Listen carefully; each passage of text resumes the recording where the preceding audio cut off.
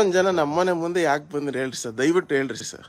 ನೋಡಿದ್ರೆ ಏನು ಅನ್ಕಂತಾರೆ ಸರ್, ನೋಡಿದ್ರೆ ಏನು ಅನ್ಕಂತಾರೆ ಹೇಳ್ರಿ ಸರ್.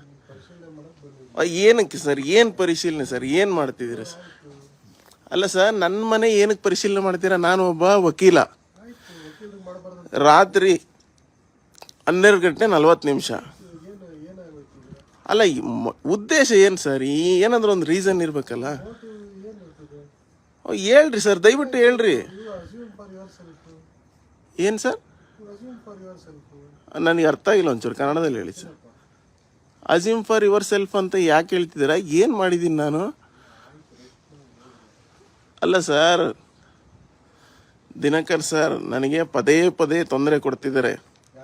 ಬಡಾವಣೆ ಪೊಲೀಸ್ ಸ್ಟೇಷನ್ನ ಕೆಲವು ಪೊಲೀಸ್ನವರು ರಾತ್ರಿ ಹೊತ್ತಲ್ಲಿ ಫೋನ್ ಮಾಡ್ತಾರೆ, ನಿಮ್ಮನ್ನು ಪಿರಿಯಡಿಗೆ ಕರೀತಾರೆ ಬರ್ರಿ ಅಂತಾರೆ.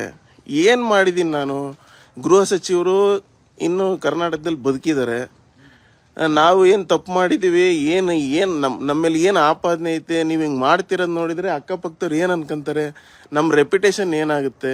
ನಾವು ಬೀಯಿಂಗ್ ಅಡ್ವೊಕೇಟು ನಿಮ್ಮನ್ನು ಕೇಳ್ತಾ ಇದ್ದೀನಿ ಸರ್.